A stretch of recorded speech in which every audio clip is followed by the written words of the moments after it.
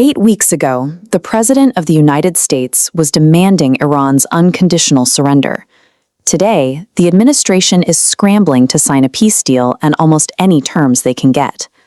The United States has poured roughly $35 billion into this conflict so far. They have deployed the most advanced military hardware on the planet. Yet, despite this overwhelming firepower, the world's most powerful military finds itself trapped in a complete stalemate. The breakdown points directly to a massive strategic failure at the Strait of Hormuz. The administration attempted to enforce a double blockade to choke off Iran's oil revenue, but the perimeter is leaking. This map shows the globally critical choke point and how the blockade is actually being beaten. Iranian dark fleets simply turn off their transponders in the dead of night. They bypass the U.S. Navy entirely by hugging the coastlines of Pakistan and India, staying safely out of international waters where the U.S. might intervene. Independent trackers have shown exactly how porous this net is. Since the blockade began, at least 34 Iranian-linked tankers have easily slipped right under the nose of the American military, moving crude oil into the open market.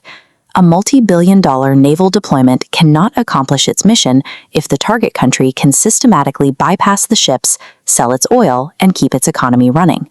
Inside Washington, the frustration is boiling over. This strategic failure has triggered severe internal purges at the Pentagon. The Secretary of the Navy was recently fired, and leadership has sidelined or dismissed over 24 generals and admirals in months. The consequences are now hitting everyday Americans directly. Because the Strait of Hormuz remains disrupted, global supply chains are choking. We're seeing spiking crude oil prices, which drives up the cost of everything from gasoline to fertilizer. This economic pain is colliding with a ticking political clock. Midterm elections are approaching. If rising inflation continues to punish voters, the administration risks losing its grip on power entirely. The president is rapidly running out of easy choices. To break the stalemate before the election, the administration is now staring down a high-stakes decision tree with 4 deeply flawed options. Initially, the administration banked heavily on an intelligence narrative pushed by Israel that Iran's government was fractured. The hope was that the pressure of the standoff would spark an internal collapse, dividing Iranian moderates from hardliners. That intelligence assumption was wrong. Iranian leadership, from the president to the parliament speaker, issued coordinated, unified statements completely shutting down rumors of an internal divide. With a collapse off the table, the U.S. is forced to consider direct military action. Option 1 is a targeted, kinetic strike. This plan focuses strictly on eliminating Iran's coastal defenses, specifically their speedboats and missile batteries, around the Strait of Hormuz. But there is a fatal flaw in this plan. Iran's coastal missile batteries are still fully intact. Until those defenses are entirely wiped out, sending U.S. naval ships or commercial vessels into that area is virtually suicidal. Option 2 escalates the violence. This involves bombing Iran's critical civilian infrastructure, tearing down their power grids, and targeting major energy facilities. If the U.S. hits civilian power plants, Iran has publicly promised to retaliate by destroying the largest crude oil processing plants in Saudi Arabia and the UAE. Doing so would drive global oil prices to $200 a barrel, guaranteeing a devastating worldwide recession. That brings us to option 3, decapitation strikes. The U.S. military that targets specific Islamic Revolutionary Guard Corps commanders or top Iranian leaders, hoping to break their resolve and force a surrender. History shows this rarely works. The U.S. and its allies have already assassinated dozens of top Iranian leaders during this conflict. None of those targeted killings successfully triggered a regime change or a white flag. Attempting more assassinations now carries an immediate consequence.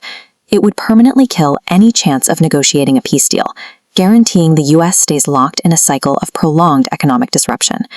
So the administration defaults to option 4, wait and negotiate. They hold their current position and try to grind out a deal over time. The trap here is that time inherently favors Iran. Every week that passes, the economic pressure tightens. Rising inflation punishes American consumers, weakening the administration's political survival heading into the elections. Iran knows it can absorb the punishment. The U.S. cannot.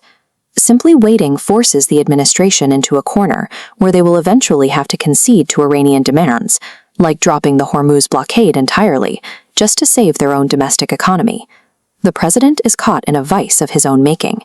He is squeezed between his political ego, the very real threat of an election-losing recession, and a geopolitical adversary that knows it holds the winning hand. The ultimate escalation, using tactical nuclear weapons to bypass conventional defenses, is off the table. The administration has explicitly and publicly ruled out deploying them. Because the failure of the blockade has made a forced surrender impossible, the United States will have to accept a negotiated deal on unfavorable terms. To protect the president's ego, we will likely see a highly publicized, face-saving exit strategy.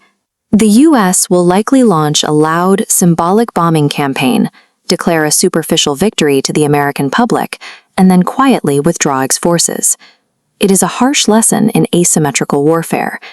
Having the world's most overwhelming military hardware means nothing if your adversary controls the economic choke points and the political clock.